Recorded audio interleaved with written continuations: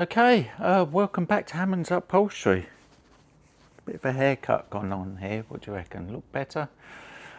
Right, I'm on with these pair of wing chairs behind me here. There you go.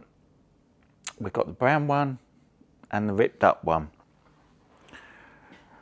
So this one's as it was originally. You can see it's like a Parker Knoll fireside chair. The cushion's been thrown away. They're in the original state, I suppose, is the only way I can explain it. These wooden facings on here. The bottom cloth is off this one. You can see, unfortunately, there's been some repairs and issues with springs. It looks like springs have popped out at some point. Possibly even had one may be replaced. It's a bit hard to tell. This may be a replaced spring here. Somebody may have been able to come out and do that. Anyway, but they are all original. The customer is supplying their own fabric for it, which you will see. They got a button back on them, but the foam is disintegrated. Here's one I've ripped up earlier. So that's the condition of it. That's where I want to get it to. This one over here is going to have a spring replaced in it, but this one's all okay. So whereas the Parker Knoll would have had a wing that screwed on, these haven't. They're fixed. There's still nothing wrong with the quality of them. Absolutely fine. They're a bit wider, I think, than a Parker Knoll as well, across the seat. So anyway, I got to get this one ripped up here. I need to get that ripped up to the same state of this, and then we can start recovering them. We're going to have to replace the foam on the arms. We're going to put a new cushion fill in it. I'm going to canvas the seats, new foam in the seats. The backs have got to have new foam in as well, so it's quite an extensive job. We're not buttoning the back, they're plain backs. More down to the fact that the fabric, the pattern on the fabric, the customer doesn't want that distorted. So I'll get the other one ripped up and I'll come back to you when we're ready to move forwards with that. Okay. Hello, right, carry on with these two chairs. Excuse the kettle, it's boiling in the background. I need a cup of tea. You can see I've got one chair done over here in green, and this is what you're going to join me with to go through next. I'll just show you quickly the finished chair to see what we're going for. Okay. All good. I think it looks nice. There's no cushion in it at the moment, obviously. They're the last things I do. So you will get to see the chair finished with a cushion in it at some point. So we've got a nice new seat in it, new foam on the arms, new foam in the back, outside wings with the piping on it. Yeah, looks nice.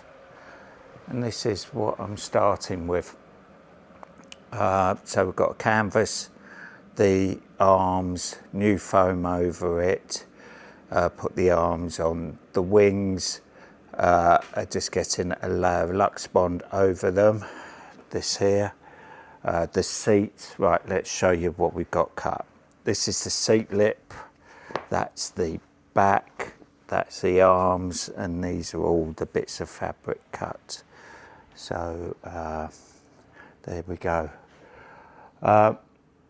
Kettle's boiled. I'll make a cup of tea and I'll move the camera so you can see better what's going on, so I haven't got me back to you all the time.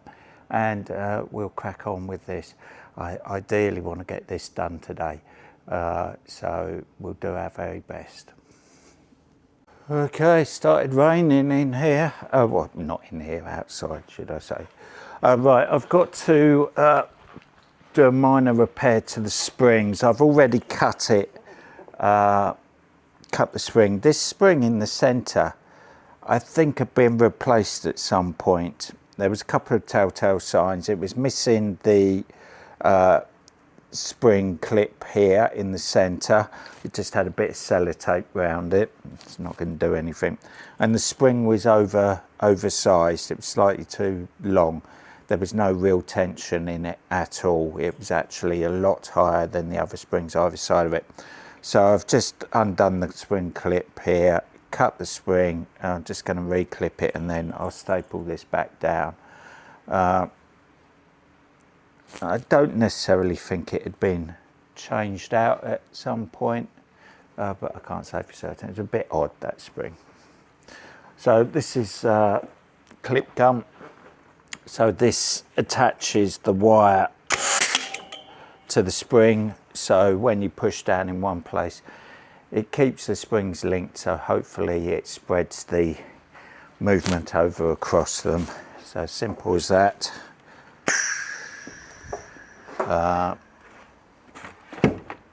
Let's get big staple gun out and put big staple gun, frame stapler. It's got 1-inch staples. We can use this to attach the spring clip to the front of the frame so those springs aren't gonna come off. There you go, as quick as that. Right tool for the job.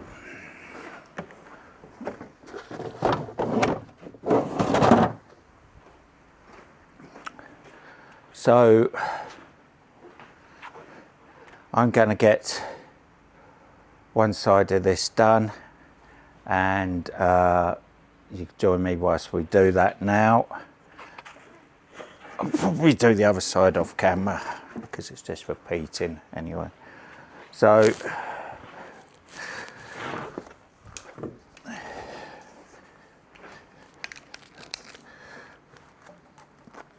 let's put some tension into these webs.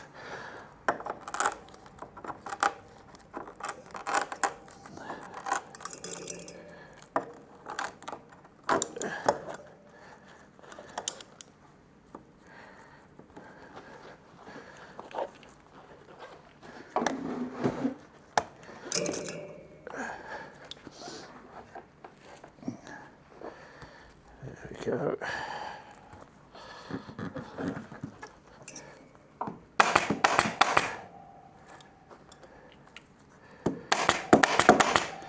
Staples and gun and gone.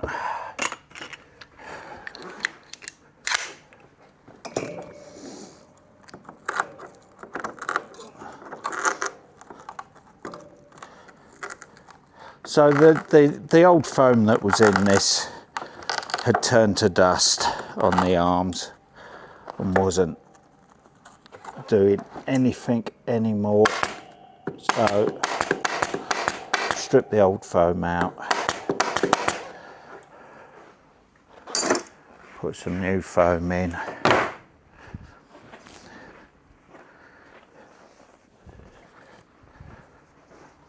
A remnant, fabric remnant used for canvas.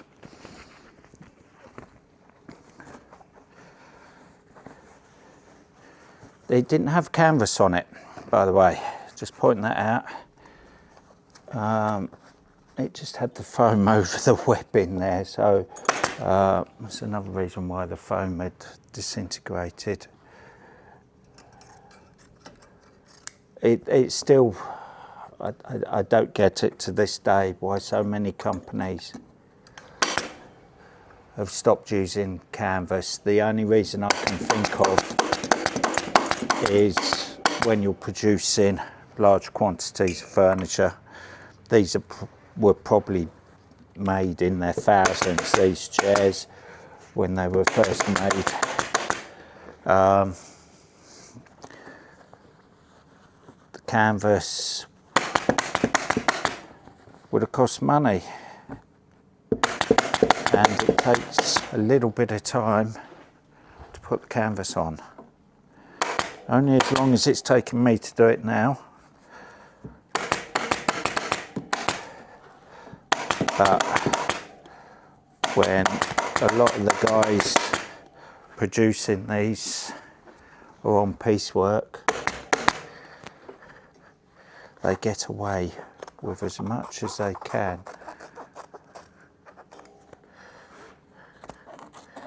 And possibly even specified by the manufacturers themselves. Don't bother putting canvas in it.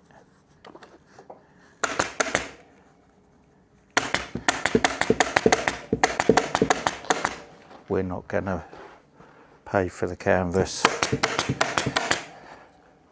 There you go. But it makes the arms last. Everything a lot more durable if it's done properly.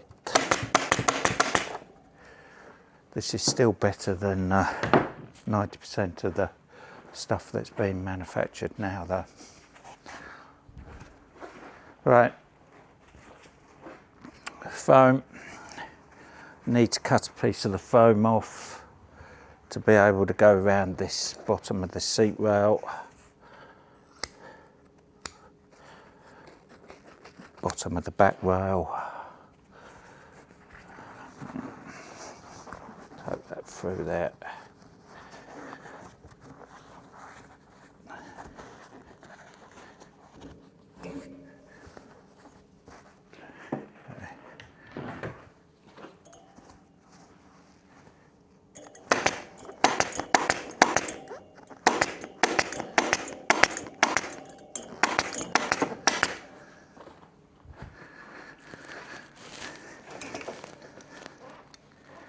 At the back here, I'm keeping the foam out of the way as much as I can. I'm not taking it right to the back of this rail. It's unnecessary, bearing in mind you've got a cushion going on here. So this stay away from that edge. It just makes it a bit easier when it comes to putting the foam on. Stapling the fabric down, I mean. Right, so we've got to make a cut some of this excess foam away from around the wing.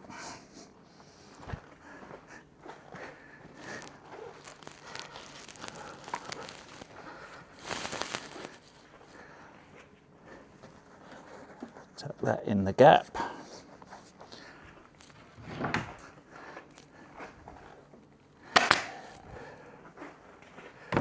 Let's stand this back up.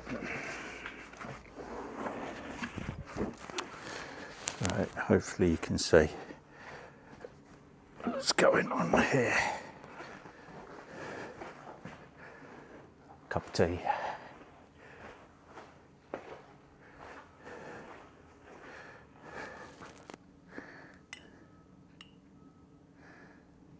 How do you have your tea, if you're a tea drinker? I like mine strong, but I don't like the tea bag left in.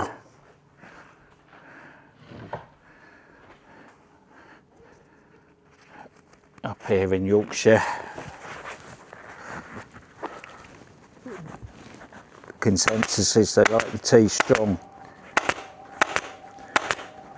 Having said that, one of my best friends here in Yorkshire, a Yorkshireman out and out, generations of Yorkshire, he likes his tea very milky, baby tea, as it's nicknamed up here.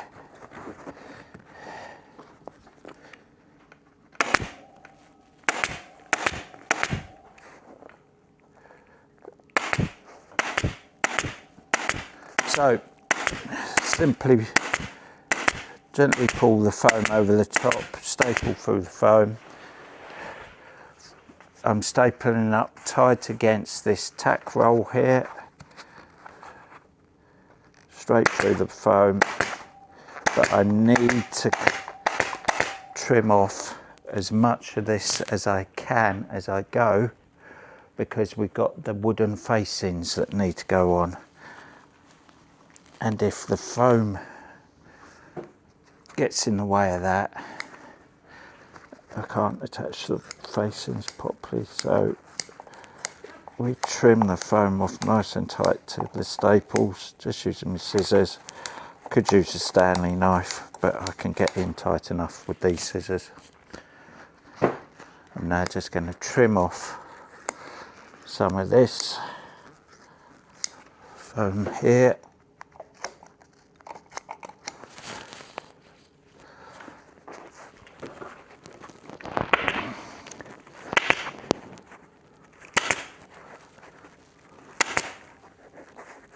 Pushing the foam up against the tack roll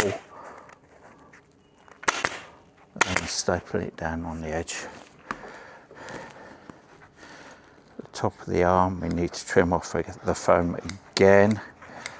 We don't want that to create too many lumps and bumps, if any, when we come to doing the outside arms.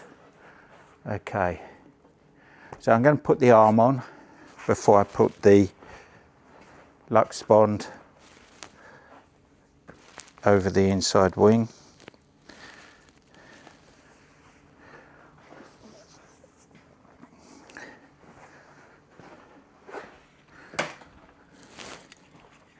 You spray silicone just to help it slide whilst I'm installing it. Obviously make sure you get your fabric the right way up. It has got a definite pattern. Some of you may recognise the design of the fabric. Let's try and get it centralised. Okay. Start off by putting a staple in the back.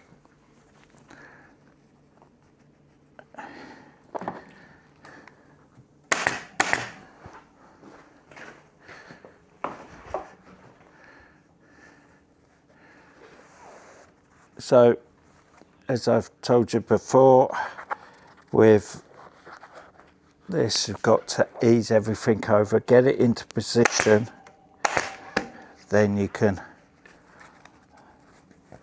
put the last staples in, get tension in it. Okay. Because we don't want to pull the design or make it wavy, but we've got to get the tension in the arm as well.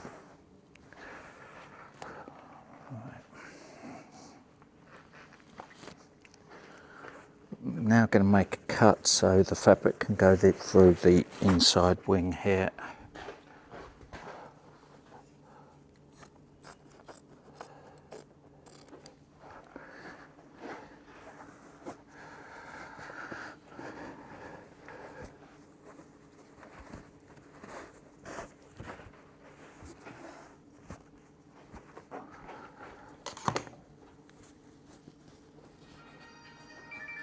There goes the phone. Right, see who that is. Right, sorry about that. A club in town that I've been and quoted the seating for. Anyway, right. So we're getting there bit by bit, stage by stage.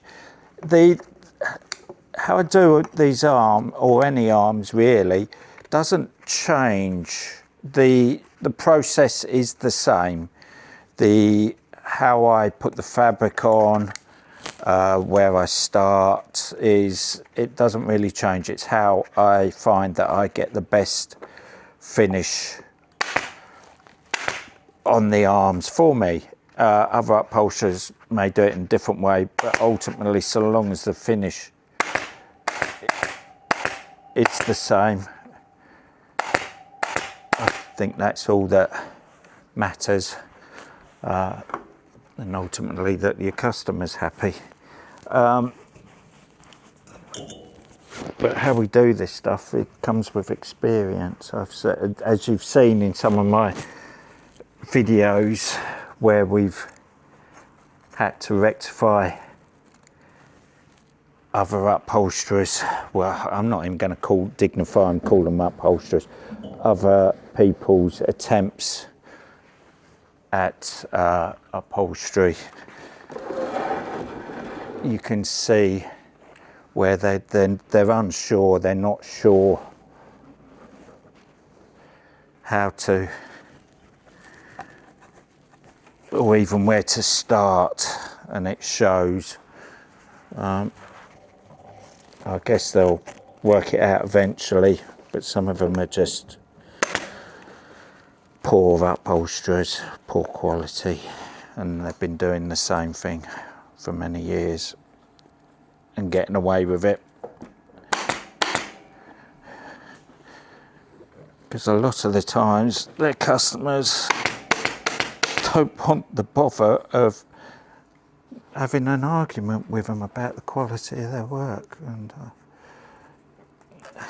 I couldn't afford to do that, take that attitude. Some people can. So anyway, this is how I'm doing this particular arm.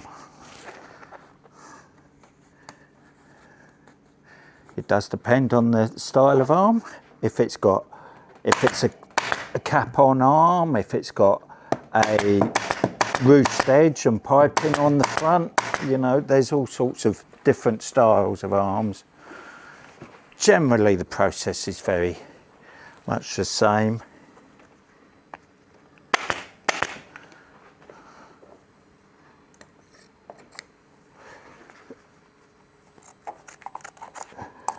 Right, so now I'm just going to start doing the ruching around the front of the arm. Let's see if I can get the camera in a better position for you.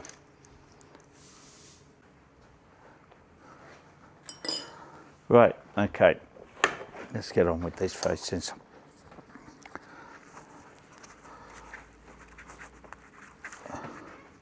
So we're going to start with the pleats.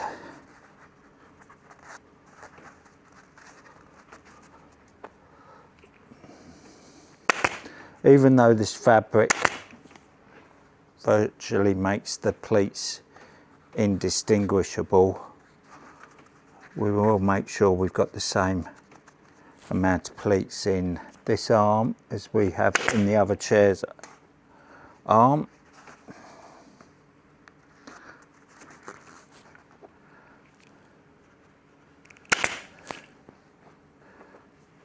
As I go, I start cutting out some of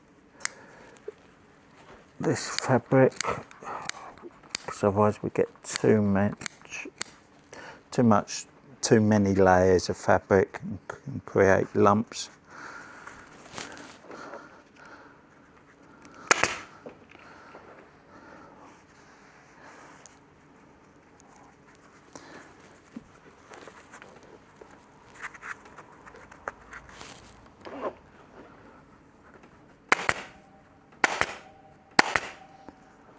I hope you're keeping count there. 1, 2, 3, 4.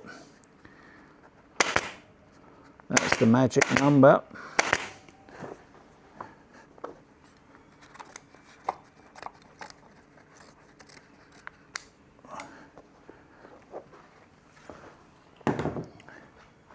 So that's the facing done. Okay.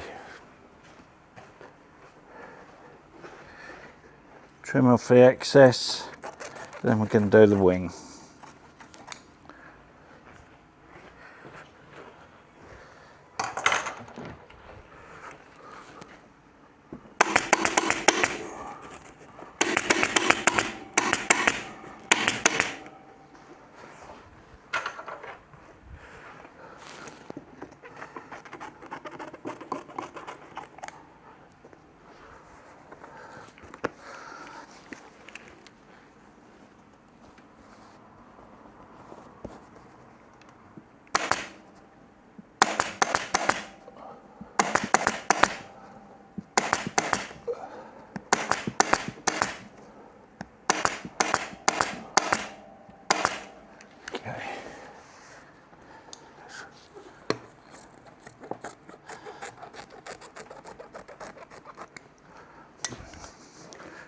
Right, time to do the wing now. Let's try and get this round better. Okay.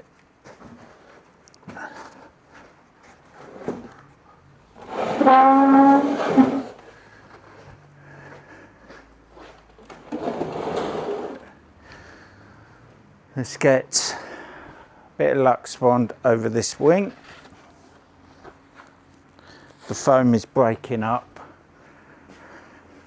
but it's okay for what it's doing, especially once we get a bit of this 8-ounce Lux Bond over it.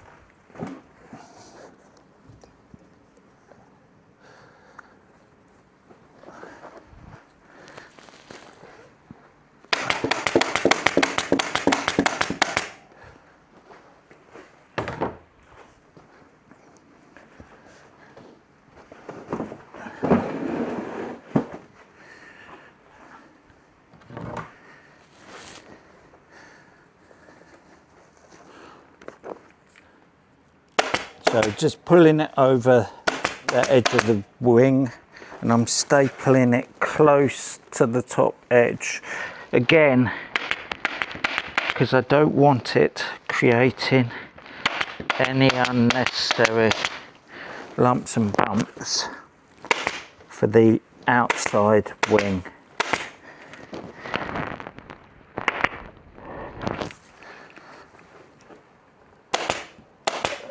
Sorry, I'm trying not to put my back to you.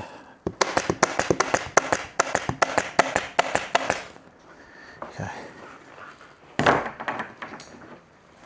So again, trim that off nice and tight to the staples.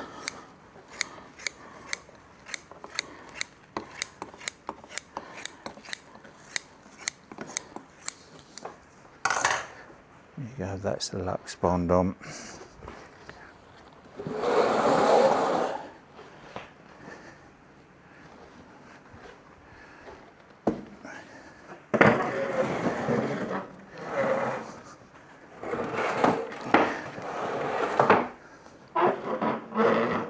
Okay,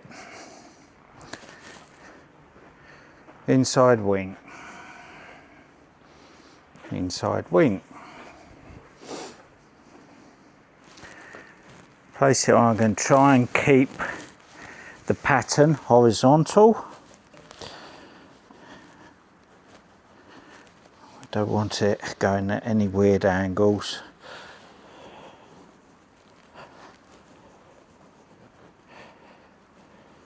So it's sorry, I meant vertical. You know what I meant.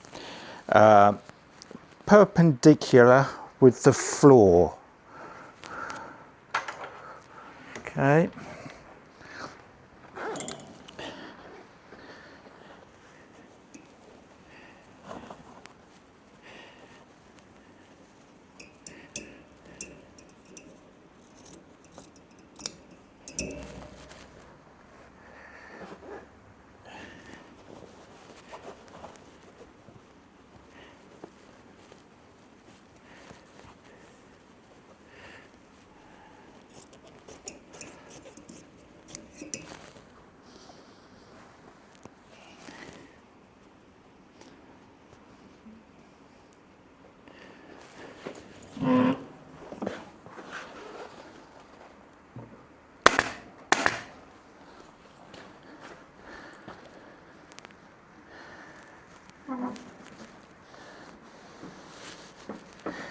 Ease the fabric up and over the top.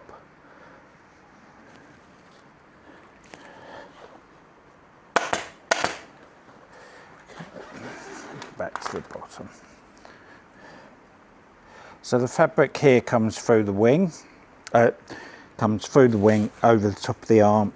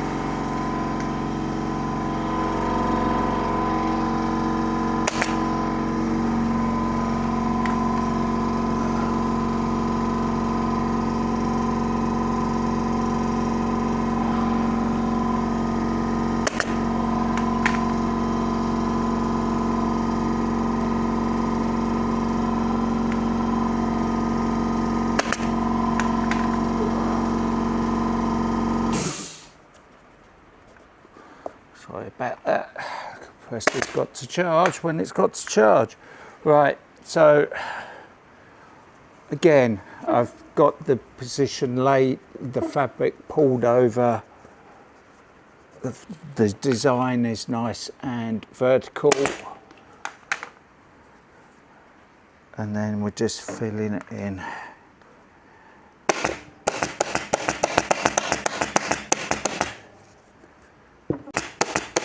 Again, with the front or the wing, we've got to put some pleats in it.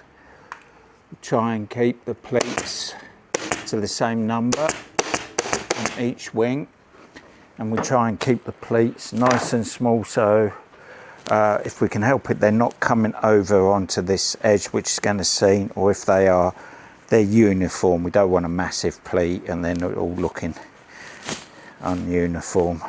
Take a bit of care.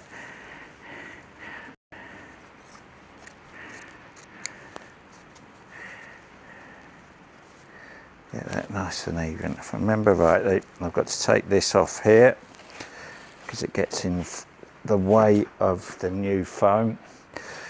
The new foam that I'm putting on here is more substantial than what came off. In fact, pretty much what came off, I don't know if I can't recall whether I showed you it, was basically this quilted piece of 1-inch foam with the fabric stitched to it.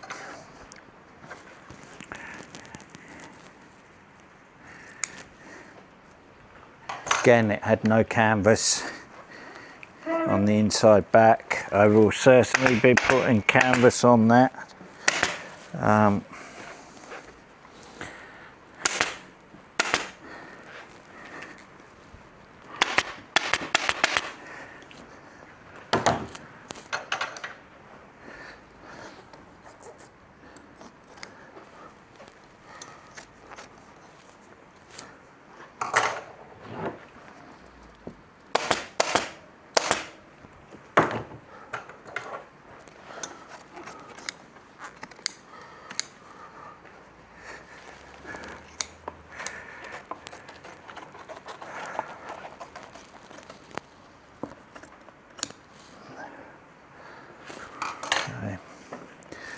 So I've just got to staple the back of the wing off here.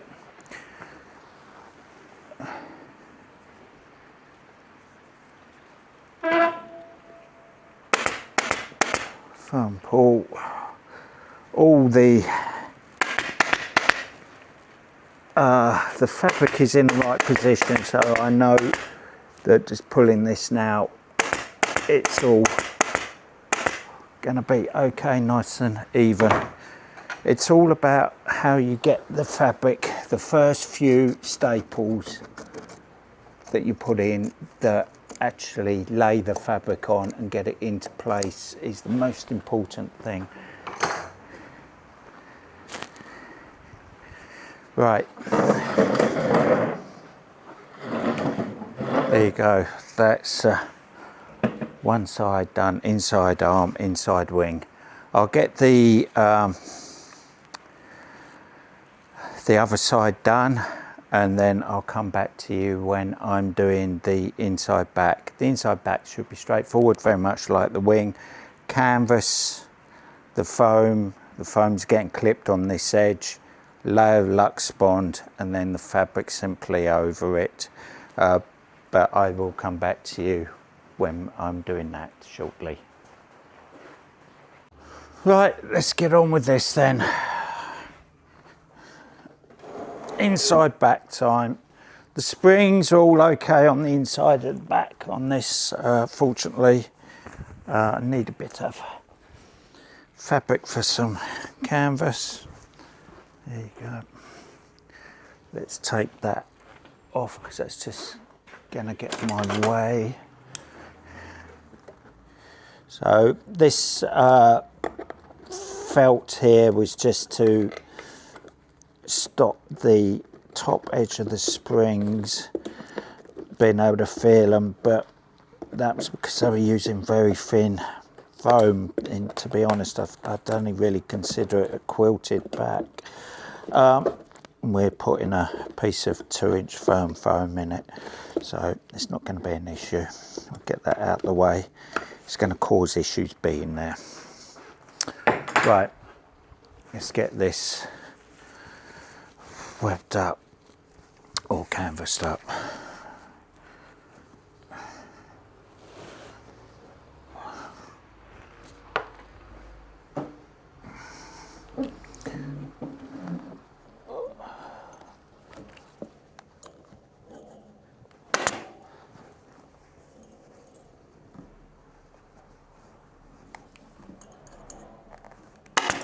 Fold the canvas over. Up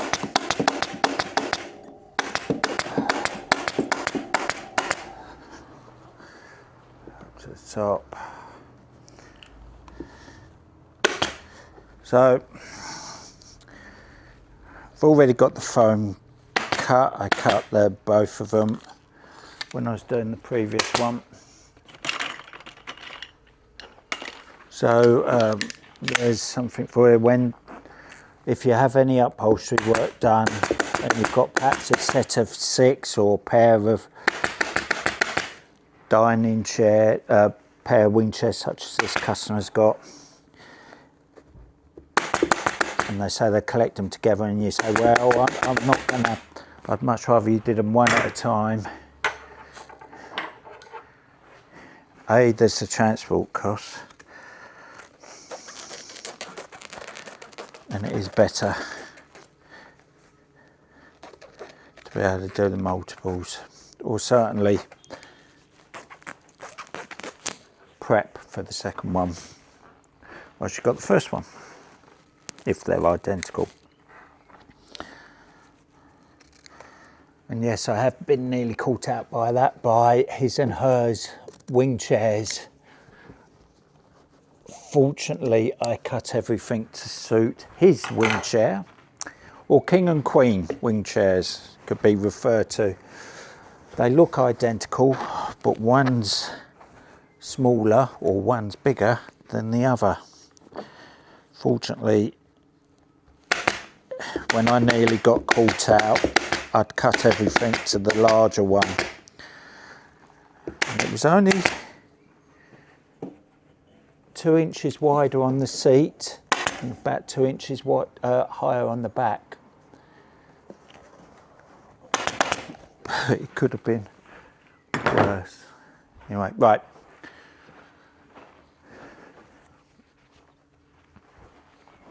Let's get this stapled on. The foam does taper. It's not a square back, but the sides were very square, like it was almost floating back. So we're going to recreate that.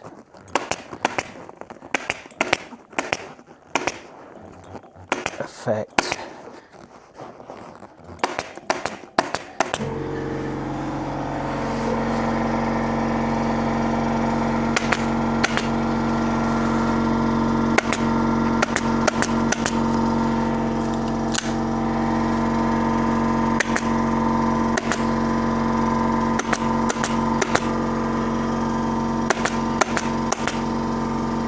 So I'm just clipping the foam on the top of the back onto that top rail, because the Lux Bond will be going over this as well.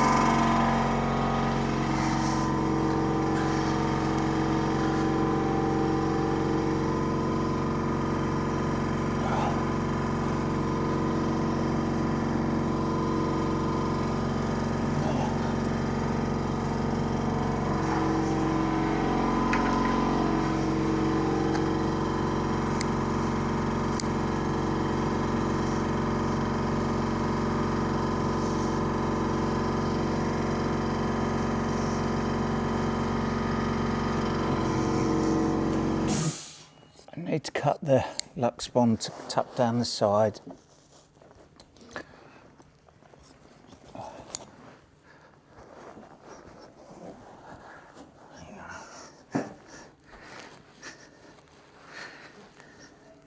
Little staples in the bottom of the Lux one so I can put some tension in it.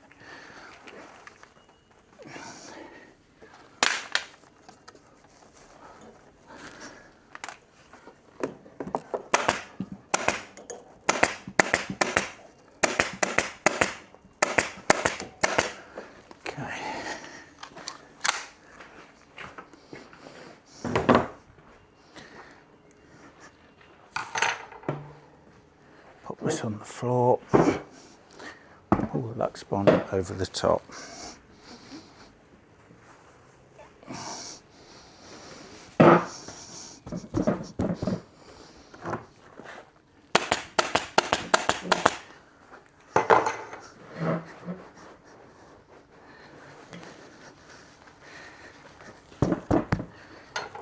Stapling it high up on the top of this back rail. I don't want it to interfere with the outside back when that goes on.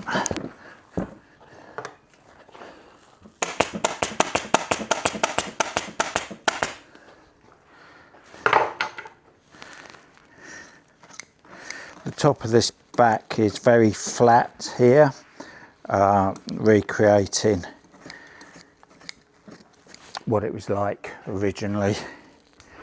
I'd like to have seen a roll personally, but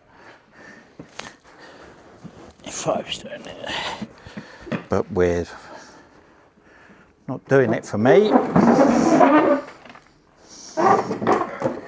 doing it for the customer. Just need to mark the center of the top so we can make sure that the pattern goes on central. So we need to mark it top and bottom.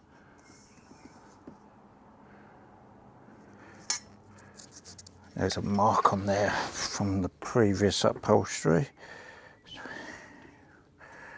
There isn't on the bottom of the back though. Okay, there is now. Right.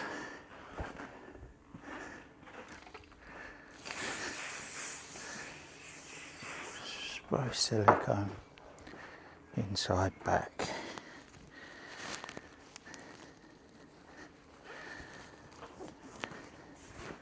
Need to mark the center. I haven't the inside back. Okay, just need to mark the center design on there.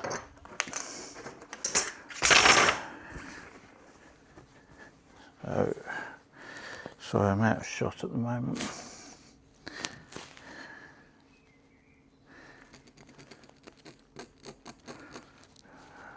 With a pen that's not working.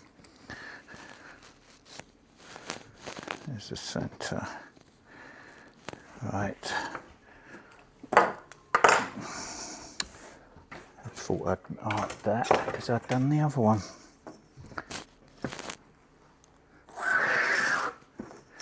There you go. Right.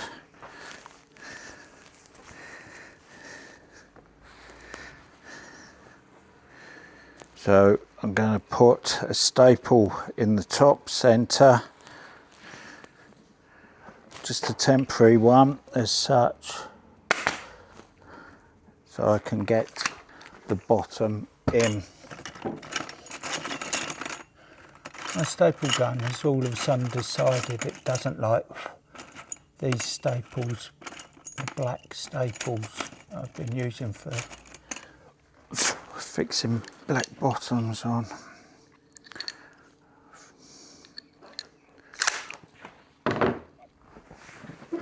Right, okay.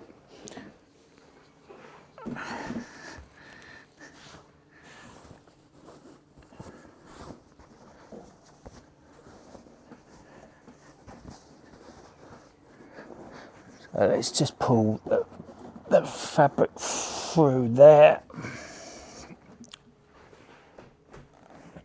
I can put a staple in the bottom of the back.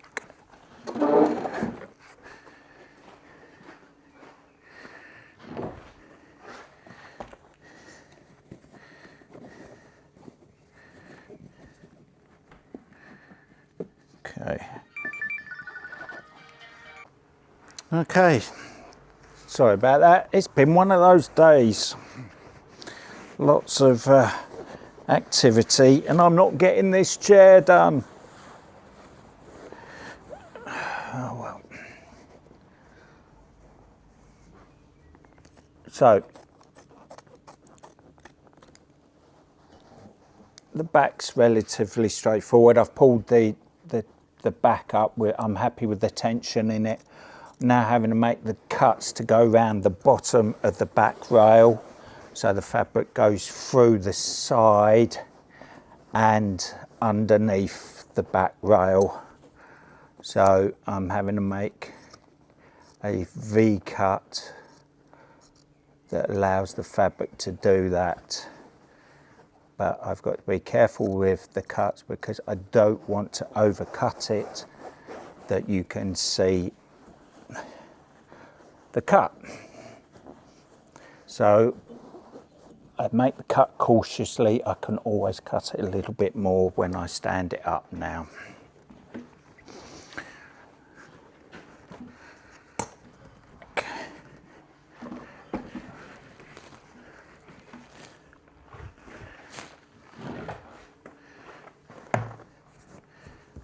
Tuck that out of the way.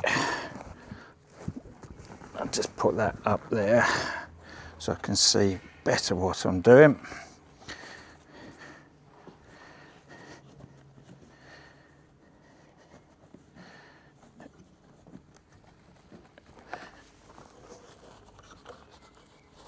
Okay.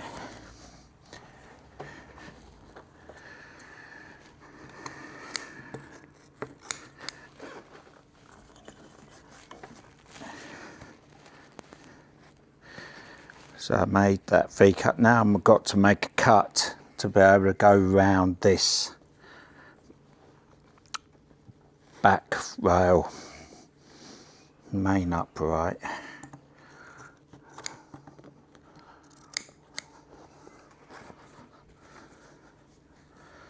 Okay. So I've got to make sure I try and recreate what was done on the first chair, i.e. tensions, etc. on this foam, so that when I make the seat cushion, it's going to fit both chairs. If I was to cut this differently or pull it tighter, anything like that, can make a difference on the seat cushion. So I've got to try and recreate what I did on the first chair.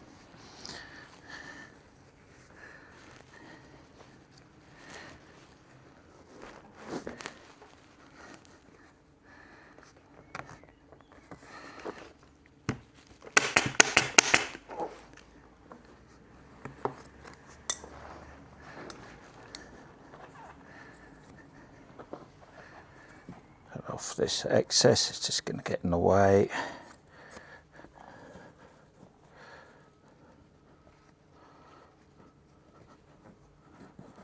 If I can, I always fold the fabric. We don't want any raw edges.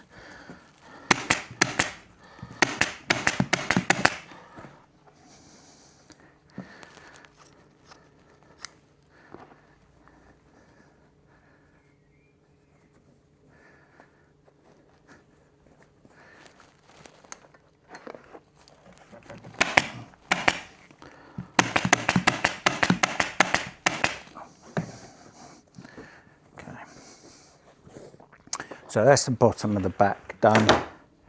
Let's pop this back on the floor. I can now give a pull, so I'm pulling this here, this portion here. So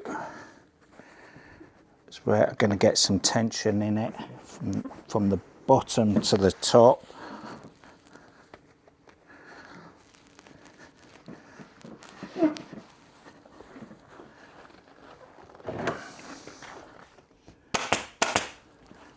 Same on both sides.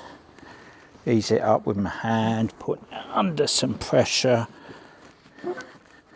Got to be aware of not pulling it tighter on one side than the other, because then that distorts the pattern as well.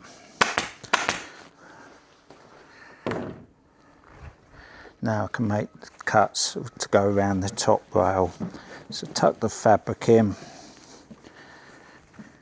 find the bottom edge of that top rail, make a cut towards that, slightly shy of it. Just pull the fabric through. Okay. If we've got good tension from the top to the bottom, the side should naturally be tight and not end up with lots of wrinkles or ruching in it.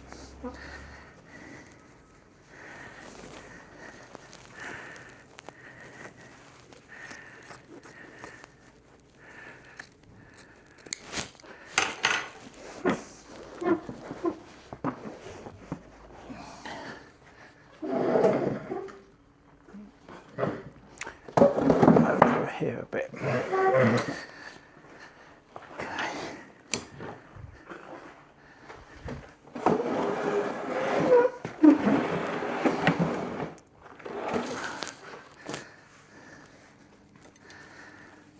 Fold this back here,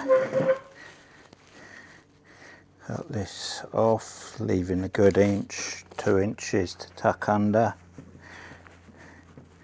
Roll that right under, fold the fabric,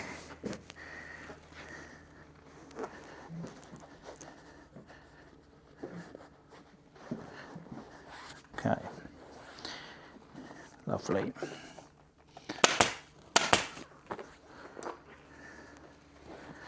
Same with the other side.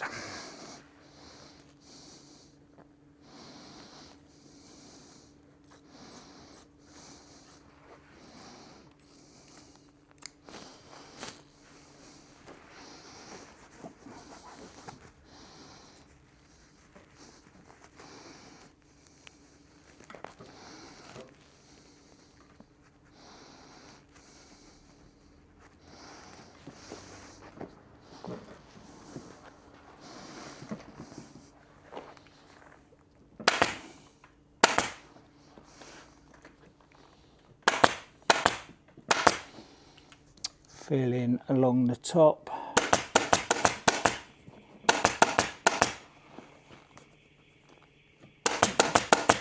Trying to keep the pattern nice and even. Take out that temporary staple, trim off the back.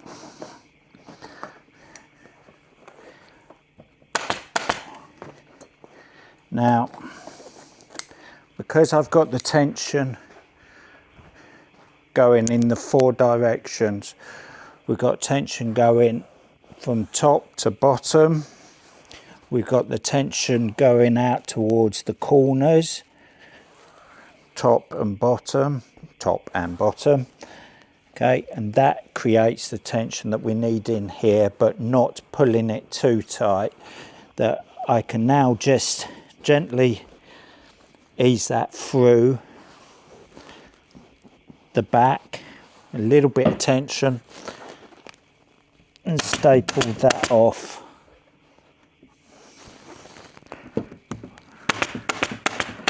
Get the nice square, almost looks like a cushion in the back rather than a full back.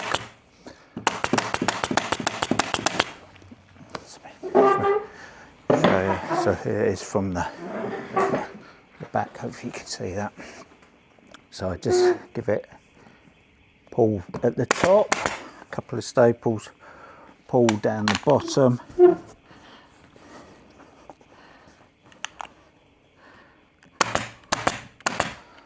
and then see that this is nice. Just give it a gentle tug. We don't want to pull it too tight, otherwise we'll lose that square edge.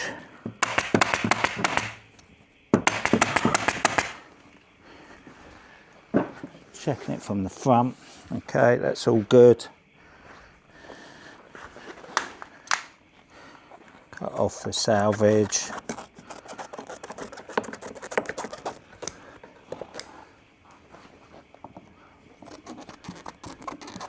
And then we staple the canvas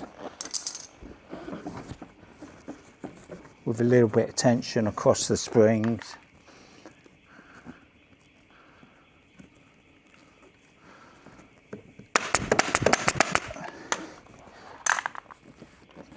The canvas stops the springs wearing through the foam, and it gives additional support.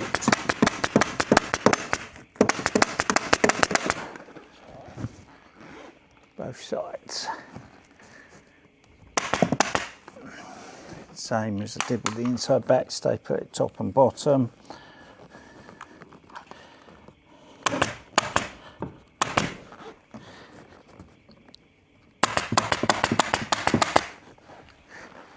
And that staples. So that's the inside back. Seat is next. So the seat is very similar to what we've just done here. Canvas over the springs, a piece of foam for the front edge of the seat, a layer of Lux Bond over that. Put the seat in.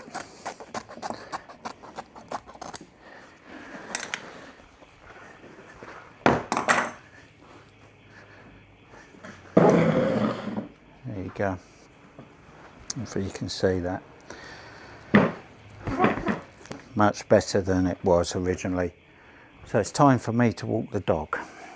I'm sure his head will have popped up in the van, so I'll take him back, have a spot of lunch, and then we'll be back and getting on with the seat.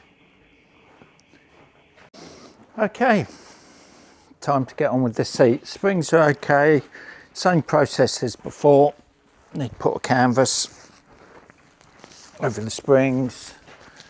In this case, just a bit of fabric remnant. I'll just quickly get that cut.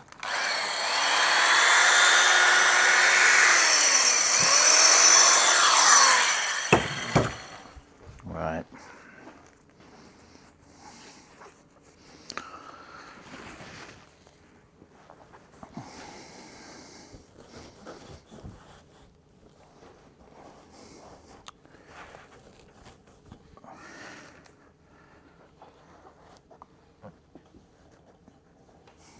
Okay. Anybody seen my scissors? There they are.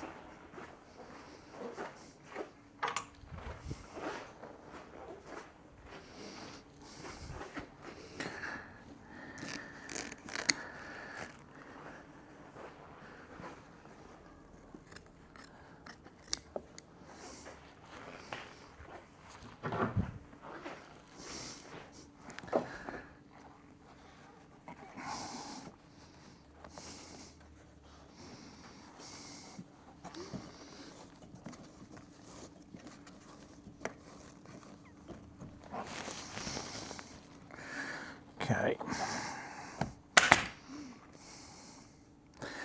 Couple staples at the back.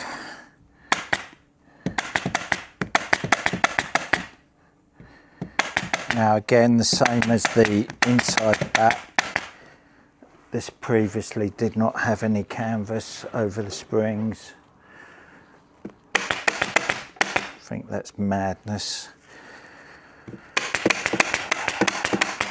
I wonder why seats don't last very long nowadays. Mind you, this was manufactured some time ago, so there you go. Cut to go around the front of the arm.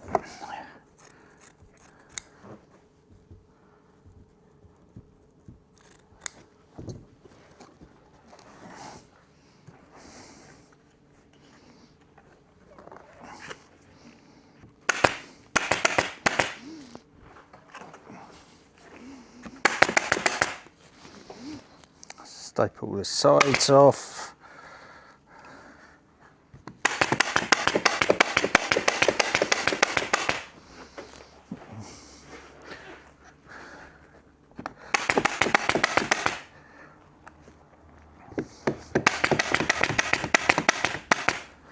Run out staples.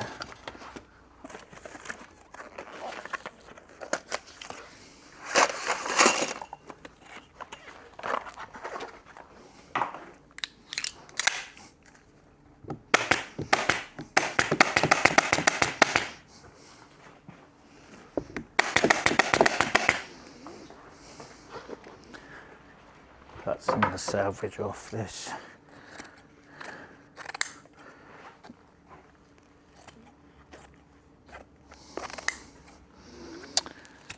Right.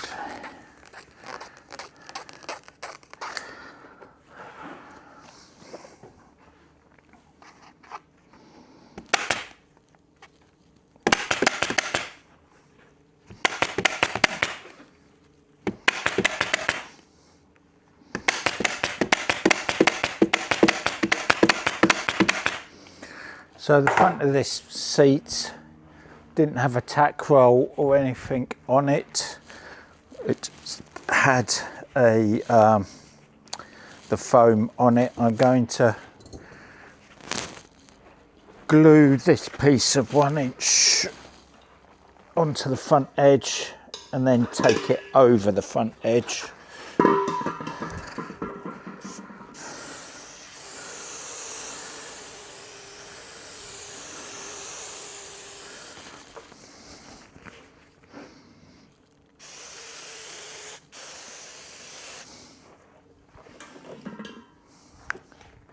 So it sits just in front of the seat rail here.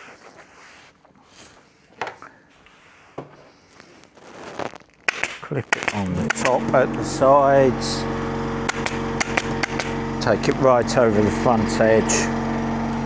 Need to cut a little bit of it off here. Around the legs, because I need to leave that clear for the nails.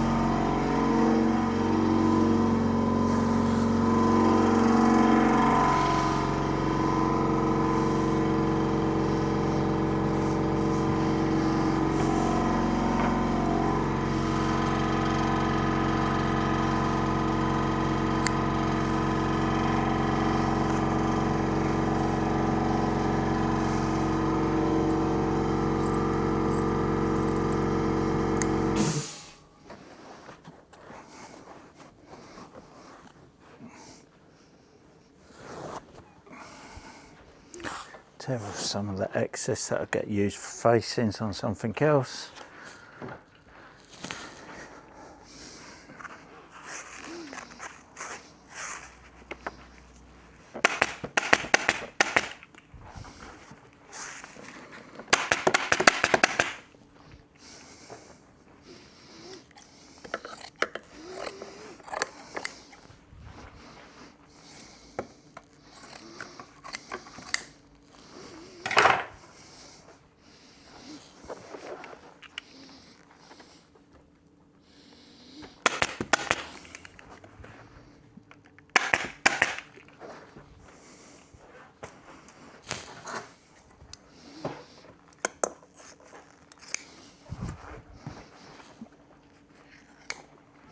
Don't want it too bulky on this front edge because I've got to get some staples in there. We'll cut that back. Make sure that's stapled out of the way because we've got to put a pleat down that front edge.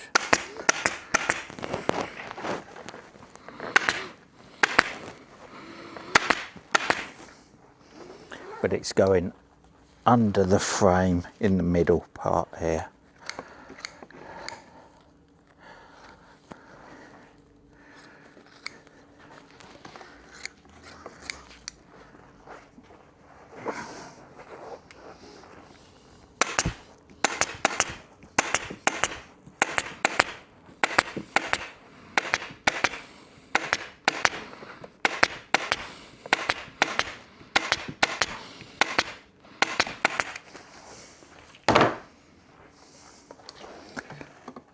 Off the excess.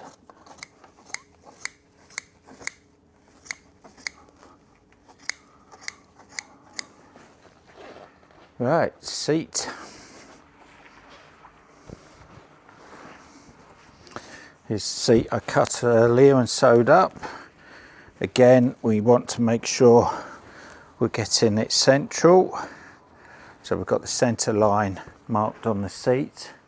Remember to do that. Just need to mark it on the frame.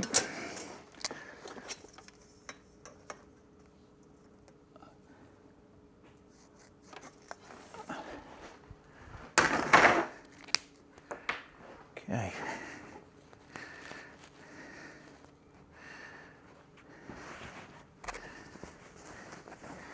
Position it in the same place as the other chair. Oh, I've got that long way off centre. There you go, that's better. That's it. You can also tell by the pattern as well on the chair.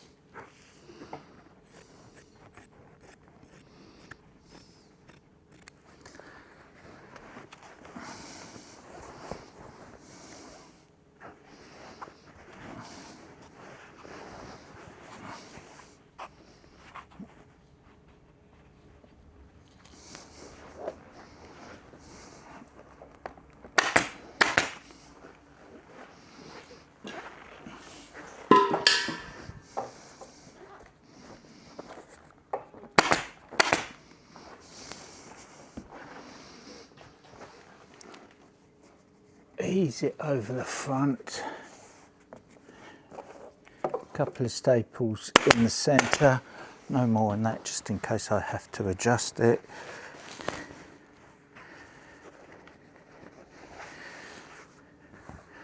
Tuck the seat lining through the back, folding it on the corners so I can make the cuts to go round the back leg here.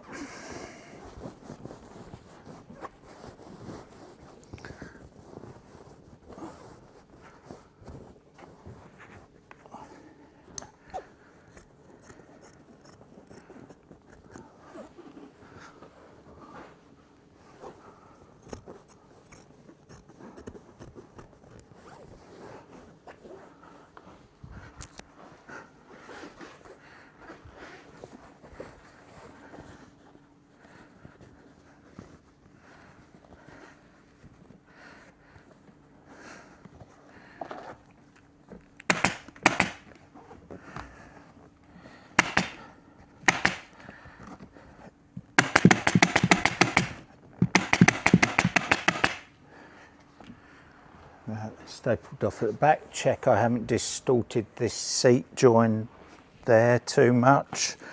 Haven't pulled it too tight. Finish the back edge off. Right, sides.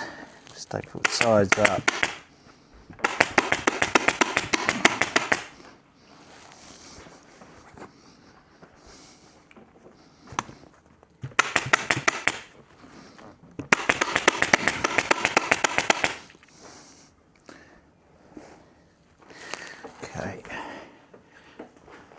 Right, the front.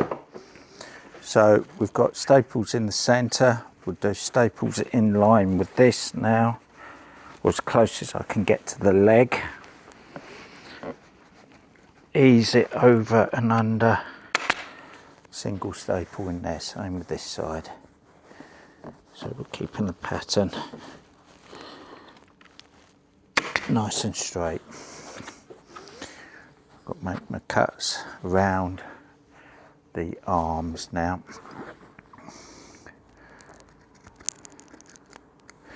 They can be quite difficult because I've got to leave enough fabric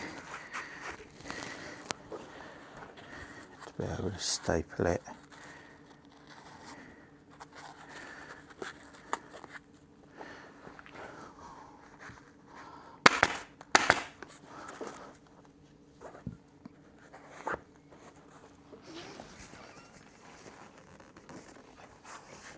I'm going to put a temporary staple in the front of the arm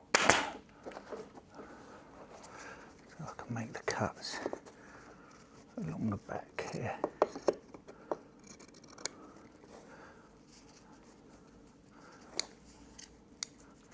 I appreciate that you can't see everything that's going on, but I'm sure you can appreciate that I need to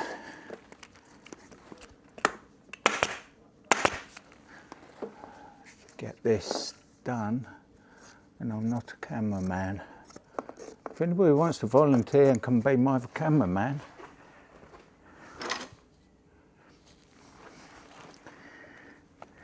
let me know.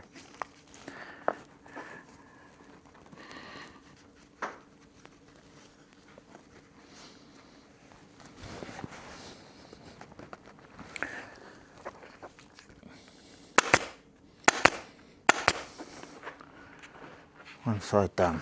Same this side now.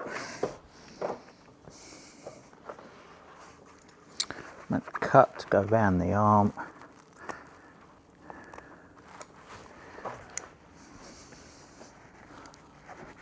Tuck that in.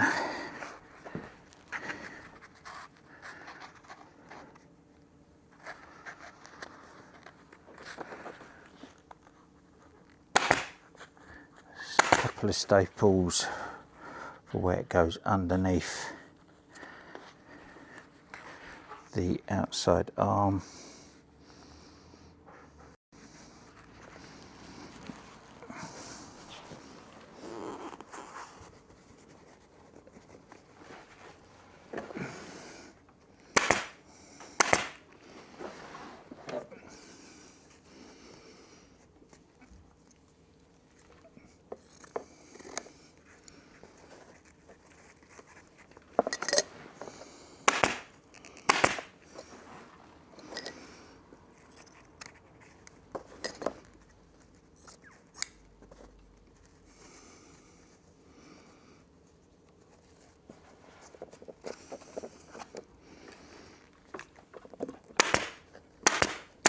Run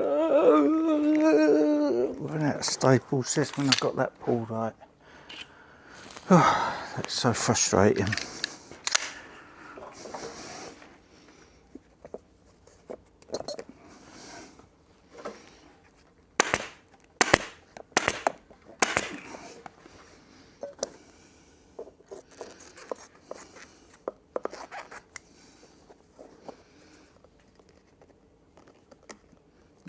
Release those staples there, then I can fold the fabric round the leg and pull that tight.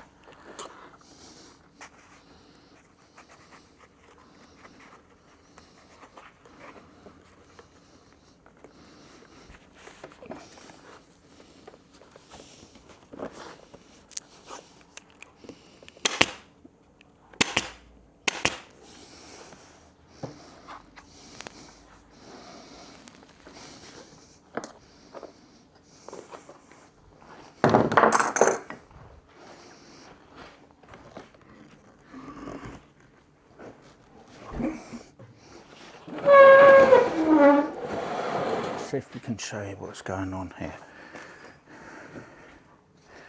Right, so this is the outside the arm. I've now got to put a pleat in the front and fold the fabric under itself and put a couple of staples in here. I'm going to put 4 nails in here, but we've got this stapled in the centre, so I'm going to pull the fabric over to match centre, and we're coming in this direction because we're going to put a pleat in here.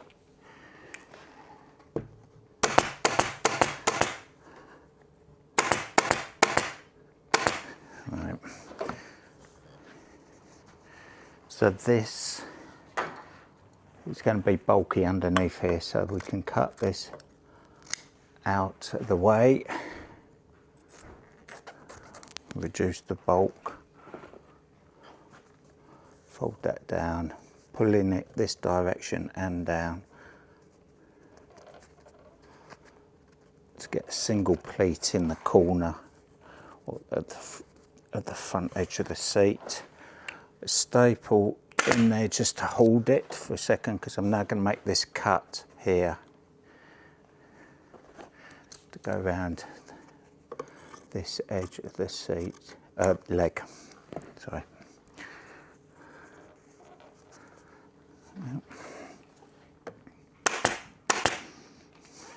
Right, this is going to get folded under, so cut that off, take the temporary staple out,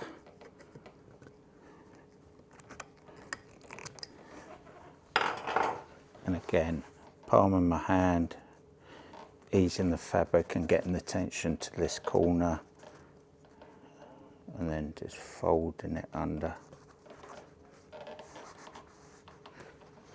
Now I could have just stapled along there without folding it under, because I'm going to have some nails along there, but it's good practice to do it by folding it under, because if I was just going to gimp it or stitch it, I would need to do that. So I just find it good practice to do that. And you don't have the, if you've got a raw edge and staples, there's more chance of that failing and pulling past than when it's folded and stapled. It's stronger.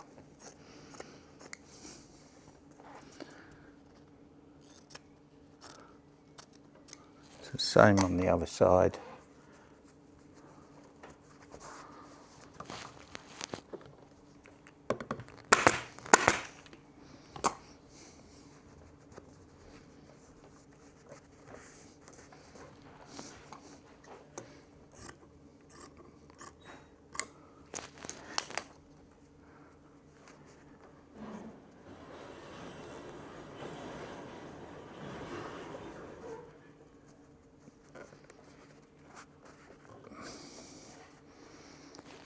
Nice. Couple of staples in the edge. 4 nails along each one of those plates. Hide the staples and secures the fabric.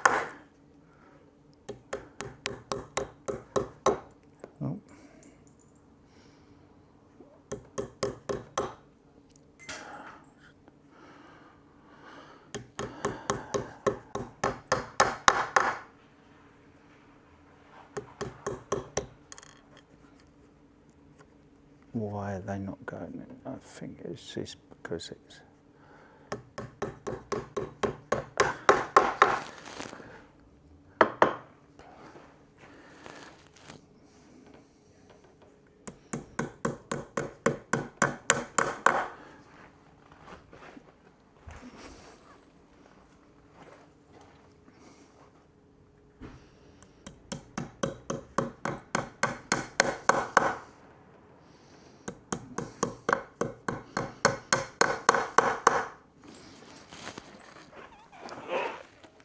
paid for it. I'm going to use that now.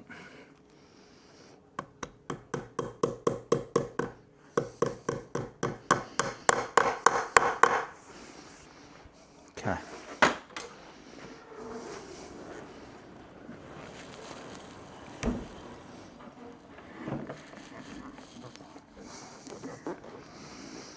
Okay, let's just tuck the Lux Bond in, tuck the fabric in,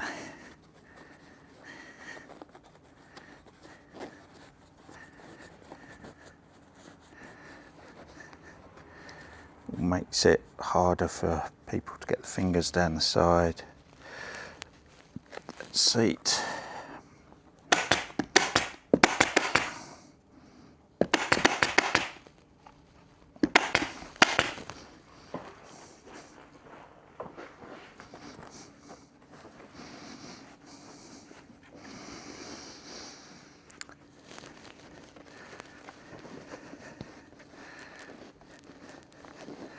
Next job.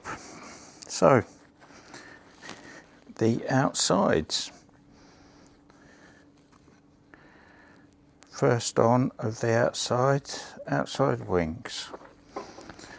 They've already been cut and had the piping sewn on them in a similar to manner as they were originally done. So the piping is stitched to the fabric to create the shape of the outside wing, and then we staple along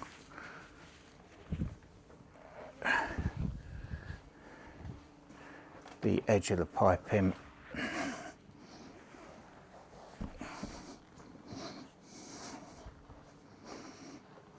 So there you go.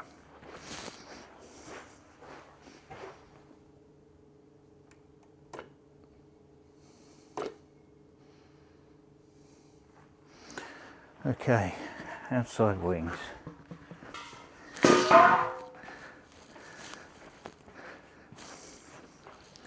So that's the outside wing with the piping stitched to this edge here. Okay. So we put a little bit of Lux Bond on the outside wing.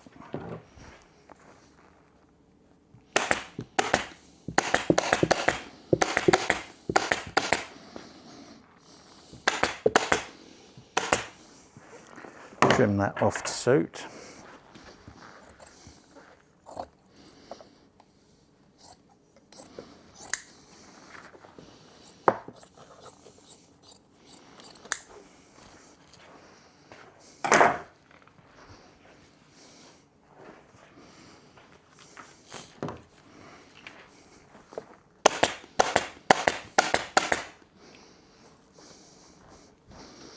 Right, I'll try and do it from this side so you can see what's going on. So I'm going to fold the piping in, and if I've done my template right, we should get a nice edge that follows the shape of the inside wing. I'm going to staple tight up against the welt.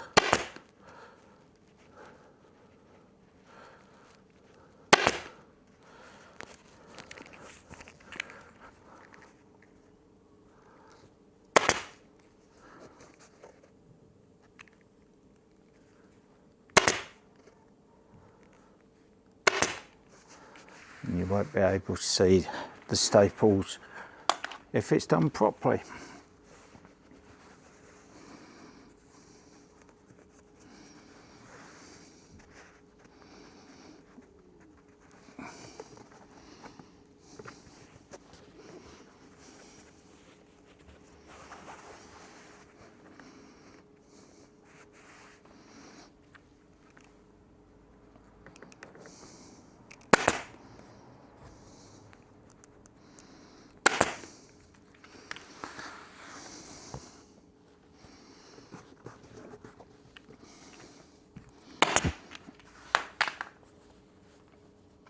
So I've got it positioned on now. Okay, so we've got a couple of staples here, here and here. So it's in position. So now I can staple it on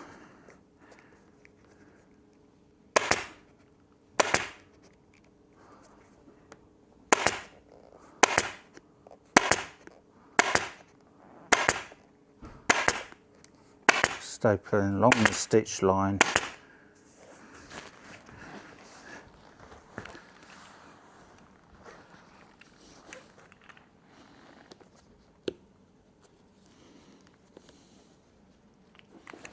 I have to take a bit of care because I don't want these staples seen.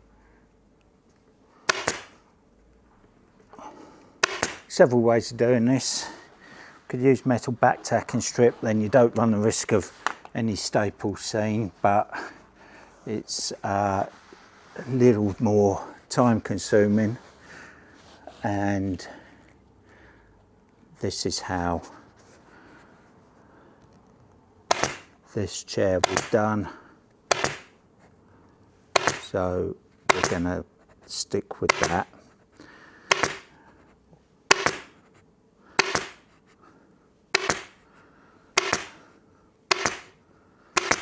To be honest, there's nothing wrong with doing it like this, so long as it's done properly. It's when people do it in this manner but don't seem to be particularly bothered whether the clients can see the staples. And it seems to be no attempt to hide them, well, on some of them that I've seen. Don't have a problem with doing it this way, as long as you don't see the staples.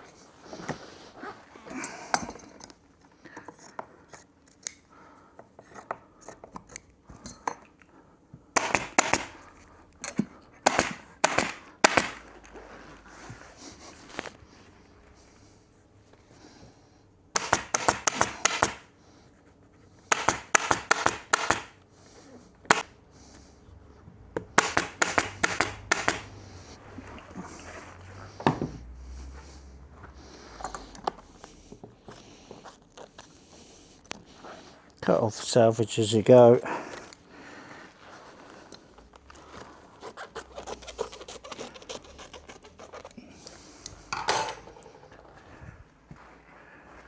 Just going to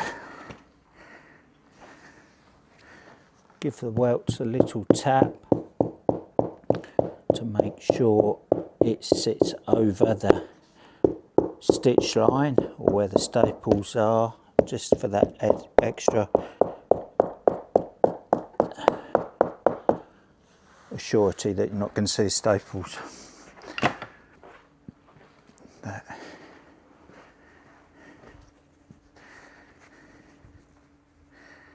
Outside arms, again, they were cut previously. I've got the top marked on them. Let's start with that.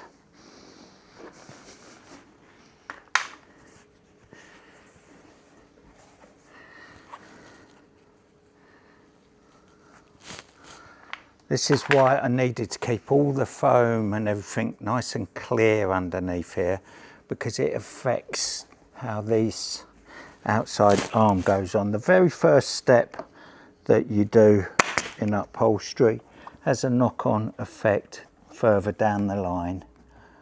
So it's probably the same with a lot of trades. If you get the basics right, you get a better finish in the end.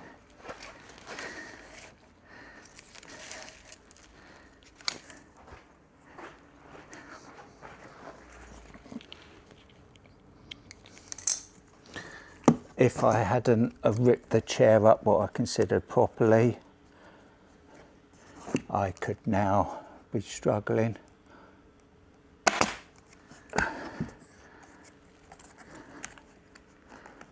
And that's the very first thing. So even ripping up or removing the old cover needs to be done to a good level to make it easier for you to actually upholster it.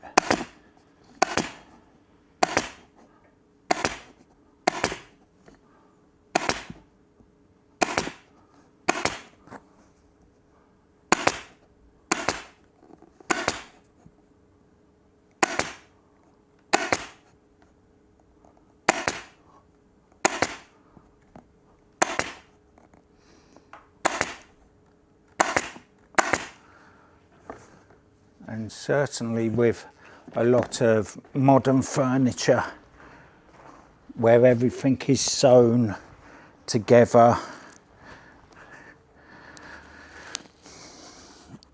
it's very important that the first stages are done correctly, like ripping it up, because that's your templates, how to move forwards, and if you don't have good templates you can have all sorts of problems.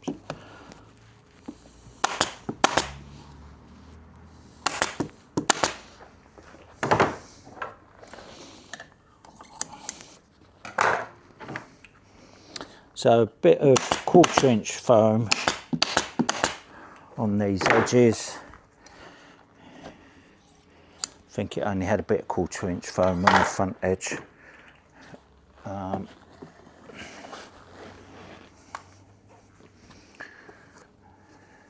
Right, start with the centre,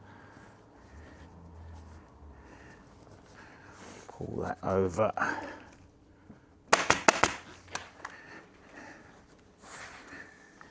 going towards the back.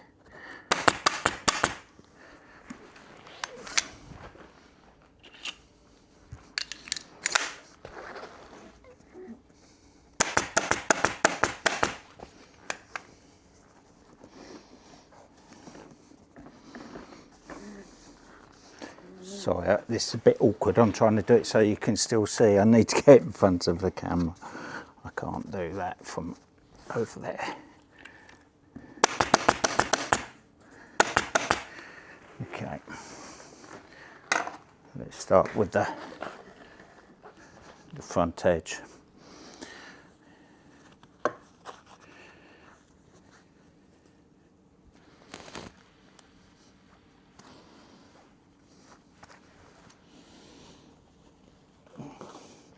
So I can't pull it too tight over the front edge because we've got this wooden facings going on. If I pull this too tight, it might make it very difficult to get the wooden facings on. So I'm easing that over, releasing the fabric around the front of the arm, tuck that in, fold that back.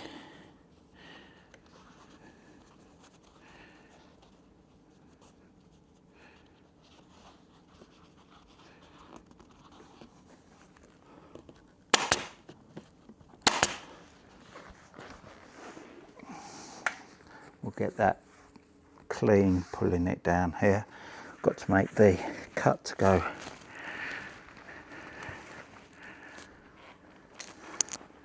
at the bottom of the facing now.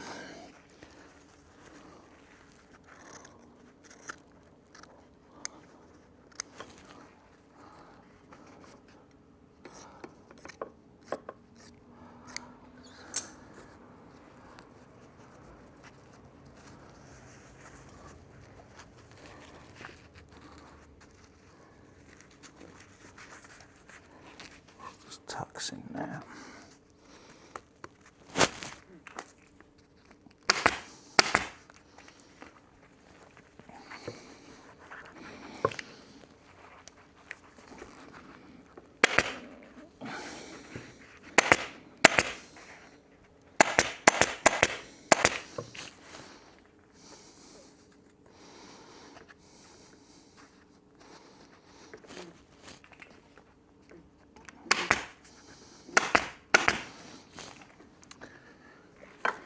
Front of the facing, or the front of the outside arm done.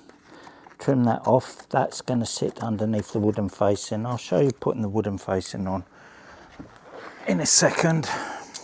Now towards the back edge.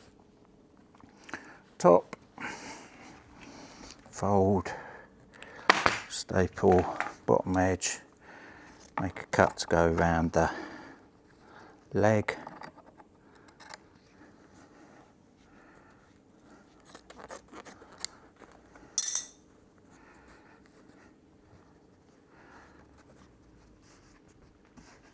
That could pull that back.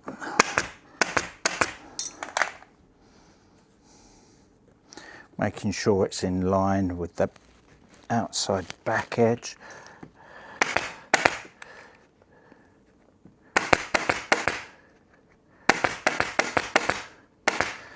That's the outside arm on.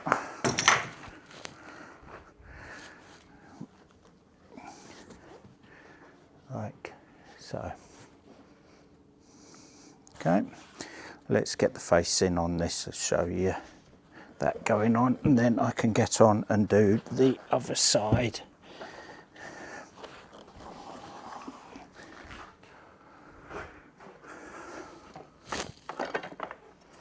So the facing, plastic resin facings, the same as the legs, they're resin, and I think that's why I had difficulty getting the nails in on the front edge of those legs. So these have got the nails still on them. I can see the existing location holes, certainly for the top nail, so let's get that in there, which it happens to be there.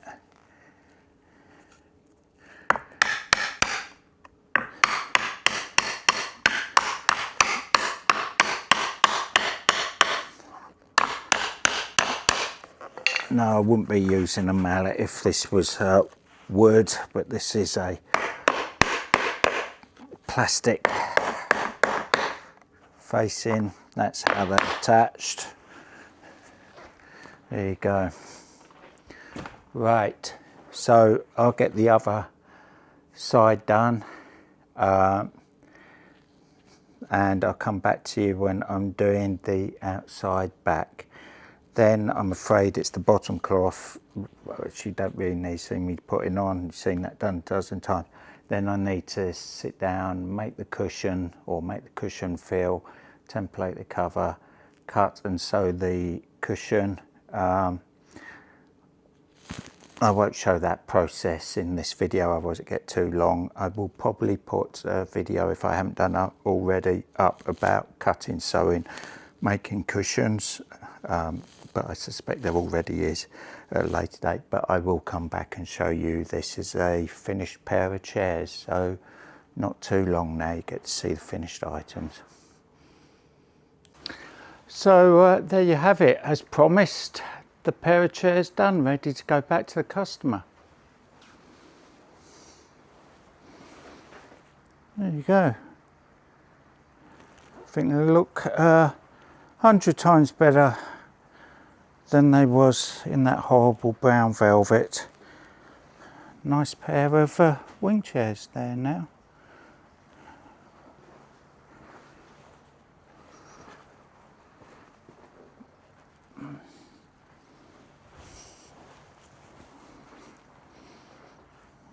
There you go. So I'm very pleased with how they've come out. I'm sure the customer will be as well. I could tell you what the fabric design is. I think I've got that information over here somewhere. Bear with me. I think it's on the roll of fabric itself. So let's have a quick look if you're interested.